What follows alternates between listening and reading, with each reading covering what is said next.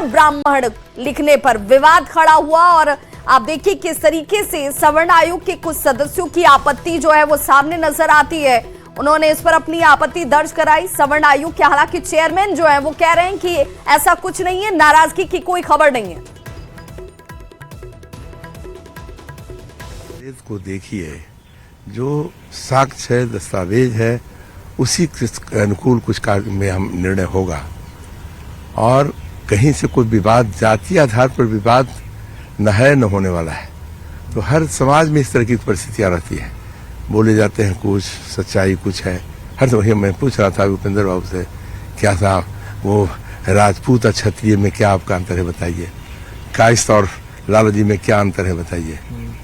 तो होता है, इसलिए जो रिकॉर्ड है, जो 1931 का रिकॉर्ड है, वो रिकॉर्ड साक्ष्य है, उसी आधार पर लोग विचार कर रहे हैं।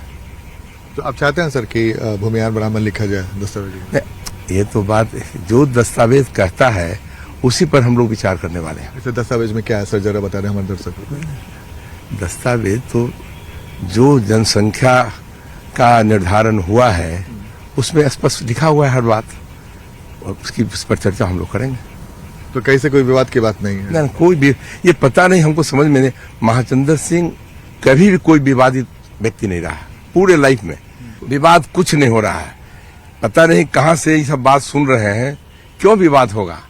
ये सारे रिकॉर्ड की बात है, रिकॉर्ड पर कह रहा हूं ना कि नहीं कहते हैं हर जाति में इस तरह की परेशानी है। तो महाचंद्र प्रसाद सिंह जो हैं वो कह रहे हैं कि कोई विवाद ही नहीं है और इसीलिए उसे सिरे से वो खारिज करते हैं। बिहार में भूमिहार ब्राह्मण अलग लिखने पर विवाद हालांकि चलता हुआ दिख रहा है। इस विवाद पर न्यूज 18 ने लेखक संजीवनी कुमार से बातचीत की। उन्होंने इस पर एक किताब भी लिखी है। संजीवनी कुमार ने पुराने इतिहास पर जानकारी देते हुए कहा कि ये विवाद आखिर कब से चला आ रहा है। भूमिहार ब्राह्मण और ब्राह्मण को लेकर जो विवाद हो रहा है, वो मामला क्या है, कब से इसकी शुरुआत हुई, क्या कुछ जरा इसका इतिहास बताएं। देखिए, भूमिहार और ब्राह्मण के बीच में जो विवाद है, वो विवाद शुरू हुआ था 1972 में, 1872 में जब सेंसस होना शुरू हुआ। तो सेंसस में भूमिहार ब्राह्मण शब्द का इस्तेमाल किया गया 81 वाले सेंसस में, लेकिन उसको वैश्य कैटेगरी में डाला गया, भूमिहार की कैटेगरी में नहीं डाला गया। तो उस समय 1881 में ये आता है और 89 में अखिल भारतीय भूमिहार महासभा का गठन किया जाता है। और वो लोग पूरा एक मूवमेंट चलाते हैं कि नहीं, हम लोग भूमिहार ब्राह्मण नहीं, हम लोग सिर्फ ब्राह्मण हैं। क्योंकि और उसका अपोज किया गया जो भद्रलोक ब्राह्मण है बंगाल वाले, तो उन लोगों ने उसका विरोध किया कि ये तो हमारे बराबर हो जाएंगे। और उनका लॉजिक ये था कि तुम भूमिहार जो हो वो तो तुमने हल पकड़ लिया है, और हल पकड़ने के बाद तुम अशुद्ध हो गए। विधानसभा चुनाव के नतीजे आने के बाद से सत्ता पक्ष लगातार तेजस्वी यादव के नदारद रहने को लेकर सवाल खड़े कर रहा है। और इसी बीच बिहार बीजेपी ने सोशल मीडिया पर एक पोस्ट भी किया जिसमें तेजस्वी यादव की तस्वीर को शेयर किया गया और लिखा गया, लापता की तलाश, नाम तेजस्वी यादव, पहचान 9वीं फेल। यही वो पोस्ट है जो बीजेपी की तरफ से किया गया, जिसके बाद बिहार की सियासत जो है इस वक्त गर्म होती हुई और आरजेडी इससे लेकर हमलावर है। सीधे तौर पर यह कहा जा रहा है कि भाई आप अपनी पार्टी की चिंता करें, विपक्ष की चिंता करने की जरूरत आपको नहीं है। बिहार विधानसभा चुनाव के नतीजों के बाद से तेजस्वी यादव नजर नहीं आ रहे और इससे लेकर बीजेपी की तरफ से तंज कसते हुए ये पोस्ट किया गया है। नेता प्रतिपक्ष तेजस्वी यादव के गायब होने के बीजेपी के सोशल मीडिया पोस्ट पर आरजेडी ने तंज कसा। आरजेडी ने कहा कि सत्ता पक्ष को सरकार और अपने गठबंधन की चिंता करनी चाहिए, न कि विपक्ष की। यह पोस्टर किसी व्यक्ति पर नहीं, बल्कि तेजस्वी यादव की राजनीतिक हकीकत पर सवाल है। जब भी बिहार के विकास, भ्रष्टाचार, अपराध और जंगलराज पर चर्चा होती है, तब तेजस्वी यादव मीडिया से लापता हो जाते हैं। जनता सवाल पूछती है और जवाब देने की बारी आते ही पर्दे के पीछे छिप जाना, यही उनकी पहचान है। बिहार को भाषणबाज नहीं, जवाबदेह नेतृत्व चाहिए। जो नेता सवालों से डरता हो वह बिहार का भविष्य नहीं, सिर्फ परिवार की राजनीति चला सकता है। बीजेपी क्या श्री तेजस्वी यादव जी पर सवाल खड़े करेगी? श्री तेजस्वी यादव जी तो बिहार की जनता के दिलों पर राज करते हैं। ये सरकार में आए हैं, जनादेश मिला है बिहार की भलाई के लिए काम करें। जो जो वादा किया है, एक एक वादा तेजस्वी यादव जी पूरा करवा कर रहेंगे। ये तेजस्वी यादव जी पर सवाल खड़े करने वाले पहले अपनी चिंता करें, सरकार की चिंता करें, गठबंधन की चिंता करें, यही बहुत है।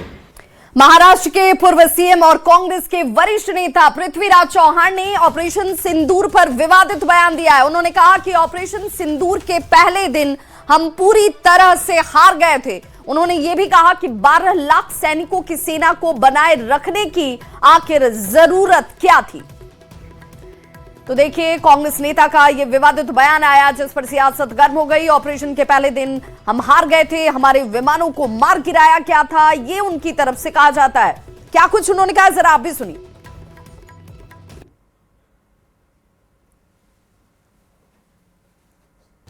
आणि त्यामुळे मग एक असा विषय निघाला की मग मोदींनी का मान्य केलं. पहिल्या दिवशी आपला संपूर्ण पराभव झाला. 7 तारखेला जे हवाई युद्ध अर्ध्या तासात झालं त्यामध्ये आपला टोटल पराभव झाला. हे कोणी मान्य करो अगर न करो. आणि त्यामुळे त्या दिवशी भारताची जी विमानं पाडली त्या दिवशी सगळा भारताचा एअरफोर्स हा ग्राउंड झाला. त्यानंतर एकही विमान उडलं नाही.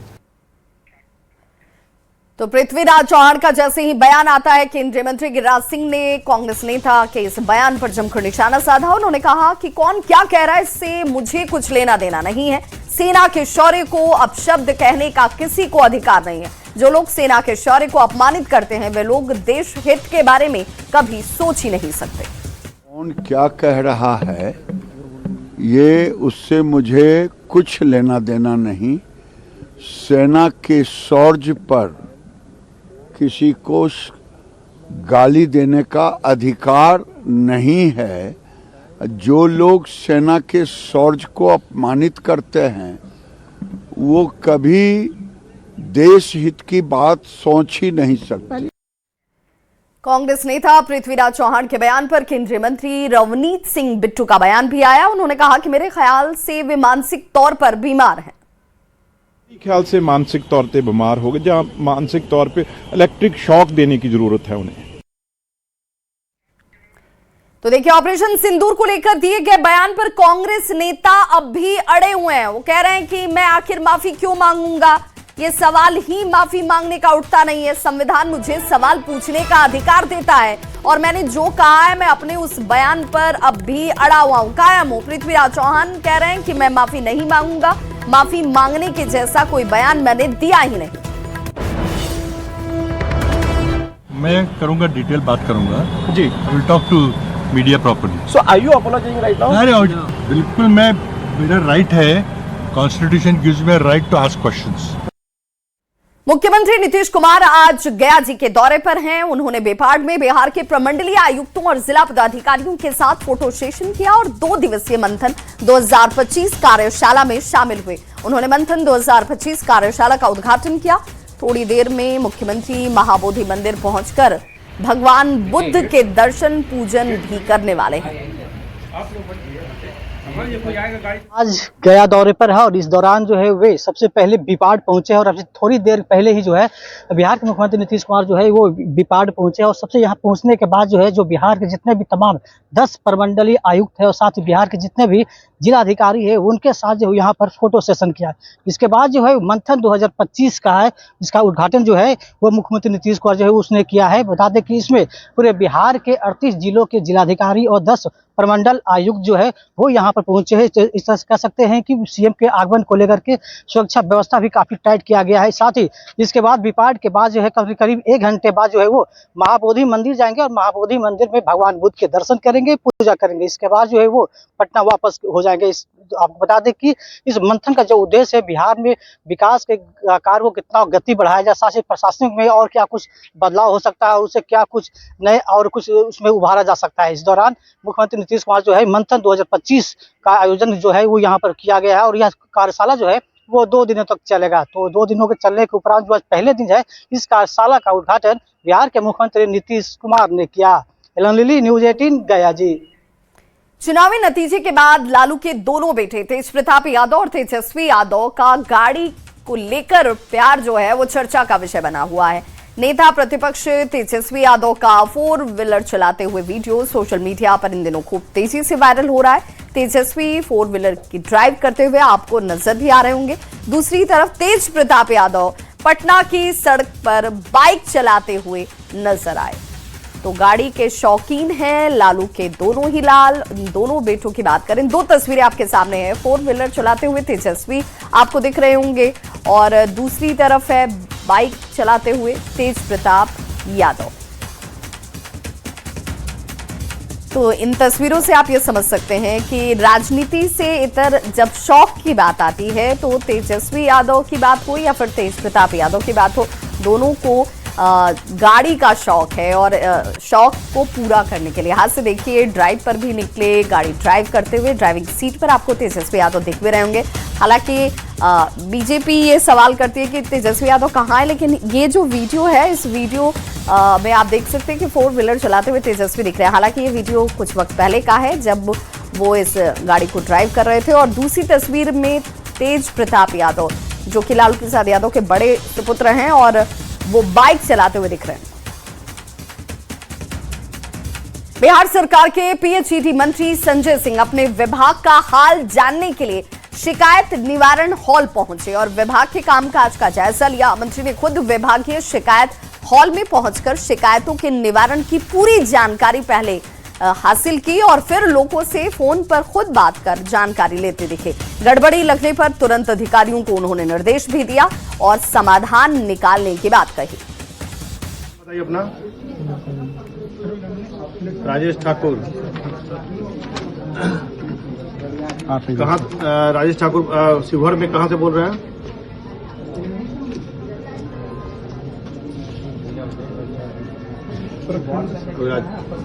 वार्ड नंबर 6 पूर्णिया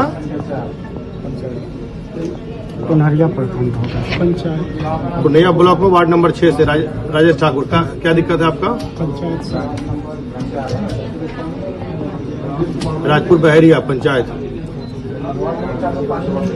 अभिराजपुर बहरिया। नाम बताइए अपना। राजेश ठाकुर कहाँ? राजेश ठाकुर शिवहर में कहाँ से बोल रहे हैं?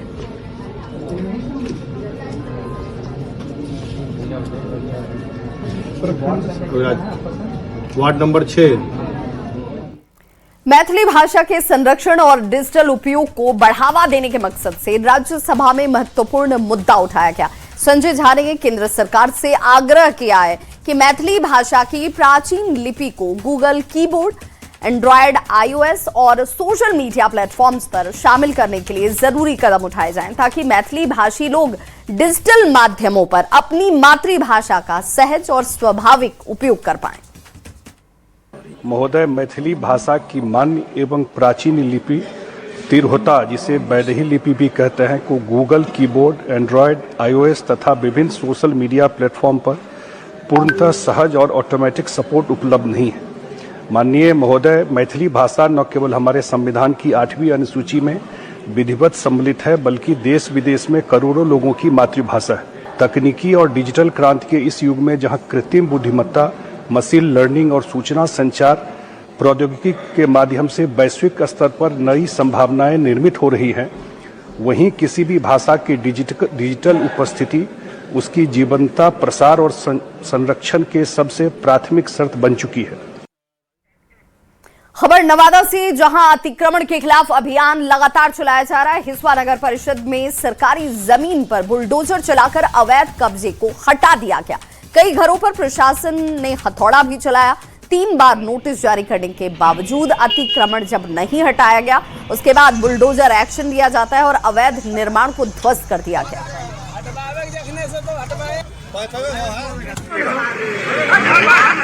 वहीं मोतिहारी में भी पीले पंजे का एक्शन जो है वो साफ तौर पर दिखा। अतिक्रमणकारियों पर बुलडोजर एक्शन की तस्वीर आपके सामने है, जहां पर इसी कड़ी में हरसिद्धि, कोटवा और रक्सौल में अतिक्रमण के खिलाफ अभियान चलाया गया। हरसिद्धि में अतिक्रमित जमीन को खाली करवाया गया। वहीं कोटवा के बिलथा माथो गांव में भी कोर्ट के आदेश के बाद मकान तोड़ दिए गए।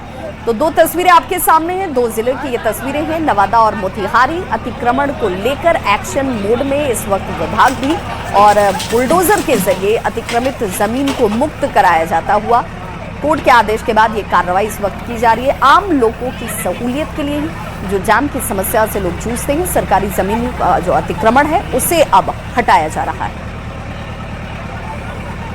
खबर पटना से, जहां सोलर स्टोरेज एक्सपो का आयोजन किया गया और इस एक्सपो में देश भर के सोलर कंपनियां जो हैं वो शामिल हुई।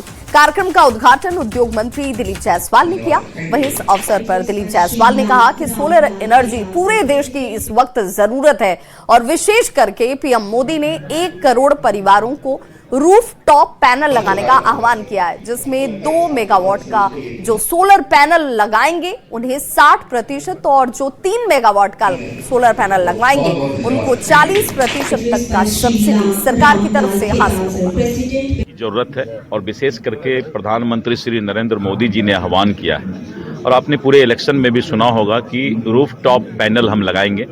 1 करोड़ परिवार को रूफ टॉप पैनल लगाया जाएगा और जिसमें 2 मेगावाट तक जो है जो सोलर पैनल लगाएंगे उनको 60% और जो 3 मेगावाट तक है उनको जो है 40% तक सब्सिडी गवर्नमेंट देगी। और विशेष करके हमारा जो नेचर है, जो इकोसिस्टम है, जो पॉल्यूशन का समस्या है, तो ये सोलर एनर्जी हमारे आने वाले समय के लिए बहुत ही कारगर साबित होने वाला है। पटना जिला प्रशासन ने गांधी मैदान में फिजिकल ट्रेनिंग करवाने वाले कोचिंग एकेडमी पर रोक लगाने के निर्देश जारी कर दिए हैं। जिला प्रशासन के मुताबिक इससे ग्राउंड और ट्रैक जो है वो खराब होता है और यही वजह है कि जेपी गंगापथ के किनारे ट्रेनिंग करने की बात अब कही गई है। दारोगा सहित अन्य प्रतियोगिता परीक्षाओं के लिए फिजिकल ट्रेनिंग कर रहे छात्र और छात्राओं का कहना है कि एक नजरिए से ये आदेश बेहतर है ताकि ग्राउंड और ट्रैक ठीक रह पाए। गांधी मैदान की स्थिति खराब हो गई है।